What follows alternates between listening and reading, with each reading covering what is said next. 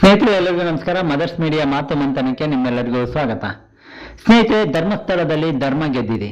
ಅಣ್ಣಪ್ಪ ಮಂಜುನಾಥ ಇವತ್ತು ಅವರ ಆಟ ಶುರು ಮಾಡ್ತಾ ಇದ್ದಾನೆ. ಯಾಕೆಂದ್ರೆ ಇವಾಗ ಏನ್ ಅನಾಮಿಕ ಅಂತ ಬಂದಿದ್ದಾನೆ, ಅವನು SIT ಅವನ್ನ ಬಂಧನ ಮಾಡಿದೆ. ಇವಾಗ ಅವನ 14-15 ದಿನದ ತನಕ ತನಿಖೆ ಮಾಡ್ತಾರೆ. ಇವಾಗ ತನಿಖೆಯಲ್ಲಿ ಒಂದೊಂದೇ ಹೆಸರು ಬಯಲಾಗುತ್ತೆ. ಒಬ್ಬೊಬ್ಬರೇ ಊರು ಬಿಡೋ ಕಾಲ ಹತ್ರ ಬರುತ್ತೆ ಅಂತ ನಾನು ಮೊನ್ನೆ ವಿಡಿಯೋದಲ್ಲಿ ಹೇಳಿದ್ದೀನಿ. ಅಯ್ಯೋ ಹಾಗಾಗುದಿಲ್ಲ ಹೀಗಾಗುದಿಲ್ಲ ಅಂತ ಕುಣಿತಾ ಇರೋ ಎಡಬಿಡಂಗಿಗಳೇ, ಮತ್ತೆ ಈ ಕಳ್ಳ ಷಡ್ಯಂತ್ರ ಮಾಡಿದಂತ ರೌಡಿಗಳಿಗೆ, ಕಳ್ಳರಿಗೆ ಅವರಿಗೆಲ್ಲ ಸಪೋರ್ಟ್ ಮಾಡಿ ಸೌಜನ್ಯ ಹೆಸರಲ್ಲಿ ಅನ್ಯಾಯ ಮಾಡ್ತಾ ಇದ್ದವರು, ಸೌಜನ್ಯ ಹೆಸರಿಟ್ಕೊಂಡು ಅನ್ಯಾಯ ಮಾಡಿದವ್ರ ಪರಿಸ್ಥಿತಿ ಏನಾಗುತ್ತೆ? ಸೌಜನ್ಯ ಹೆಸರು ಹೇಳ್ಕೊಂಡು ಧರ್ಮಸ್ಥಳದ ವಿರುದ್ಧ ಬೊಟ್ಟು ಮಾಡಿದವರು, ಅವ್ರ ಕುಟುಂಬದ ವಿರುದ್ಧ ಬೊಟ್ಟು ಮಾಡಿದವರು, ಧರ್ಮಸ್ಥಳನ ಇಷ್ಟು ಶಿಸ್ತಿಂದ ನಡ್ಕೊಂಡು ಹೋಗೋ ತರ ಮಾಡುವಂತ ಧರ್ಮ ಸೇವಕರಿಗೆ ಅನ್ಯಾಯ ಮಾಡಿದ್ದು, ಕಾವಂದರಿಗೆ ಕೆಟ್ಟ ಭಾಷೆ ಬರೆದವರು ನಿಮ್ಮ ನಾಲ್ಗೆ ಬಿದ್ದೋಗುತ್ತೆ. ನೋಡ್ತಾ ಇರಿ. ಕೋರ್ಟಿಂದ ಜಾಮೀನು ತಗೊಂಡಿರ್ಬಹುದು ನೀವು ಇವತ್ತು, ಯಾವುದು BJP ಇದರಿಂದ. ಇನ್ನು ಇವರಿಗೆ ಹೇಳಿದ್ದಲ್ಲ ಇದೆಯಲ್ಲ ಯೂಟ್ಯೂಬ್ ಅಲ್ಲಿ, ಅದಕ್ಕೆ ನಿಮ್ಮ ಪರಿಸ್ಥಿತಿ ಏನಾಗುತ್ತೆ ನೋಡ್ತಾ ಇರಿ. ಇಷ್ಟಕ್ಕೆ ನಿಮ್ಮ ಇದು ಮುಗಿಯೋದಿಲ್ಲ, ಇನ್ನೂ ಇದೆ ಆಟ. ಅವನು ಇವಾಗ ಬಂಧನಕ್ಕಾಗಿದೆ. ಸುಜಾತ ಭಟ್ಟು ತಪ್ಪು ಒಪ್ಸ್ಕೊಂಡಿದ್ದಾಳೆ. ಅವನು ಎಡಬಿಡಂಗಿ MD ಸಮೀರ್ ಜಾಮೀನು ತಕೊಂಡಿದ್ದಾನೆ. ಅವನು ಯಾವಾಗ ಅವನು ಮತ್ತೆ ಒಳಗಡೆ ಹಾಕ್ತಾರೆ SIT ಅಂತ ಗೊತ್ತಿಲ್ಲ. ಇನ್ನು ನಿಮ್ಗೆ ಜಾಮೀನು ಸಿಕ್ಕುದು ತುಂಬಾ ಕಷ್ಟ ಆಗುತ್ತೆ. ಯಾಕೆಂದ್ರೆ ಷಡ್ಯಂತ್ರ ಮಾಡಿದೀರಿ, ಸುಜಾತ ಭಟ್ ಕರ್ಕ ಬಂದಿರಿ. ಅವ್ರು ಏನ್ ಹೇಳ್ತಾರೆ, ಗಂಟೆಗೆ ಒಂದೊಂದು ವಿಷಯ ಹೇಳ್ತಾ ಇದ್ದಾರೆ. ಅವ್ರು ಏನ್ ಹೇಳ್ತಾರೆ, ಅವ್ರನ್ನ ಕರ್ಕ ಬಂದು ಅವ್ರನ್ನ ಯಾರ್ಯಾರು ಹೇಳಿಸಿದ್ರೆ, ಅವ್ರಿಗೆ ಸ್ಕ್ರೀನ್ ಪ್ಲೇ ಕತೆ ಕಟ್ಟಿದ್ದವ್ರು ಯಾರು, ಅವ್ರೆಲ್ಲರೂ ಒಳಗೋಗ್ತೀರಿ. ಅವನು ಎಡಬಿಡಂಗಿ ಪೊಲೀಸ್ ಆಫೀಸರು, ಅವನು ದೊಡ್ಡ ರೌಡಿ, ಅವನು ಇನ್ನೊಬ್ಬ ಯೂಟ್ಯೂಬರ್, ಎಡಬಿಡಂಗಿ ಯೂಟ್ಯೂಬರು, ಅವರೆಲ್ಲರೂ ಒಳಗೋಗೋ ದಿನ ಬರ್ತವೆ. ಯಾರಿಗೂ ದಕ್ಷಿಣ ಕನ್ನಡದಲ್ಲಿರುವಂತ ಜನಗಳು ಹಾಗೆ ಏನ್ ಹಿಂದೂ ಪರ, ಅವನು ಕೇಸರಿ ಸಾಲ ಇಕೊಂಡಿದ ಅಂತ, ಅಯ್ಯೋ ಅನ್ಯಾಯದ ಪರ ಅಂತೇಳಿ ಎಲ್ಲಾ ಕಡೆ ಸಪೋರ್ಟ್ ಮಾಡಿದ್ರಿ. ನಿಮಗೂ ಹಾಗೆ, ನಿಮಗೂ ತಪ್ಪಿದ್ದಲ್ಲ. ಏನ್ ಆರೋಪಗಳು ನೀವು ಮಾಡಿದ್ದೀರಿ, ನಿಮ್ಮ ಕುಟುಂಬದ ಮೇಲೆ, ನಿಮ್ಮ ಮೇಲೆ ಎಲ್ಲಾ ರೀತಿ ಆರೋಪಗಳು ಬರೋ ತರ ಮಾಡಿ, ನೀವು ಧರ್ಮಸ್ಥಳದಲ್ಲಿ ಹೋಗಿ ತಪ್ಪಾಯ್ತು ಅಂತ ಹೇಳಿಸ್ಕೊಳ್ಳುವಾಗ ಮಾಡಿಲ್ಲ ಅಂದ್ರೆ ಅಣ್ಣಪ್ಪ ಅಲ್ಲಿ ಹೇಗಿದ್ದಾನೆ ಅನ್ನೋದು ನಿಮ್ಗೆ ತೋರಿಸ್ತಾನೆ.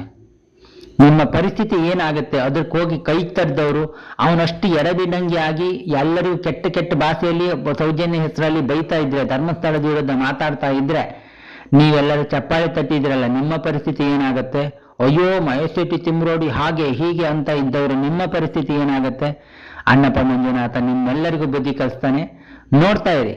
ಅಣ್ಣಪ್ಪ ಮಂಜುನಾಥನ ಆಟ ಇನ್ಮೇಲೆ ಶುರುವಾಗತ್ತೆ.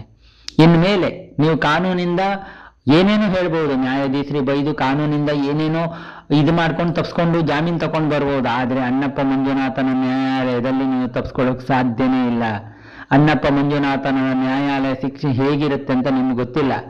ಅವನು ಕಾಯೋಕೆ ನಿಂತ್ಕೊಂಡ್ಬಿಟ್ರೆ ಎಂತ ಕಷ್ಟ ಕಾಲದಲ್ಲಿ ಎಷ್ಟೋ ಜನ ನಾನು ನೋಡ್ತೀನಿ, ಎಷ್ಟೋ ಜನ ಅಲ್ಲಿಗೆ ಬರ್ತಾರೆ, ಎಷ್ಟೋ ಜನ ಬರ್ತಾರೆ. ಅವ್ರು ಅಲ್ಲಿ ನೆನ್ಕೊಂಡು ಹೋದಂಥವ್ರು ಜೀವನದಲ್ಲಿ ತುಂಬಾ ದೊಡ್ಡದು. ಎಷ್ಟೋ ಜನ ಡ್ರೈವರ್ ಅವ್ರ ಜೀವನದಲ್ಲಿ ದೊಡ್ಡ ಸಾಧನೆ ಮಾಡಿದವರಿದ್ದಾರೆ, ದೊಡ್ಡ ಬಿಸ್ನೆಸ್ ಕಡ್ದವರಿದ್ದಾರೆ.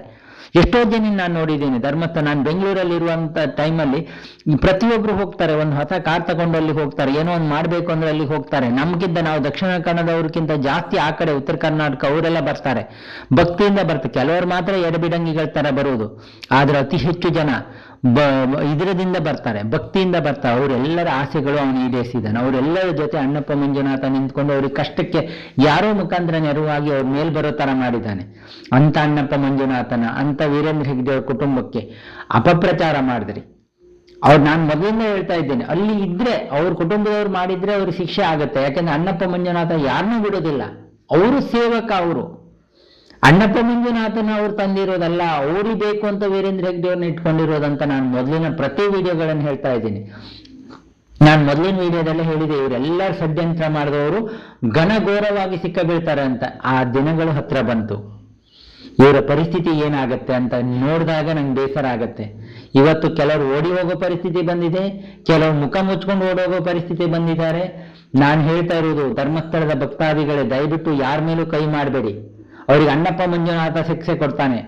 ನಿಮಗಿರೋ ಆಕ್ರೋಶದಲ್ಲಿ ಯಾರು ಅವ್ರ ಮೇಲೆ ಕೈ ಮಾಡ್ಲಿಕ್ಕೆ ಅಥವಾ ಇದು ಮಾಡ್ಲಿಕ್ಕೆ ಹೋಗ್ಬೇಡಿ.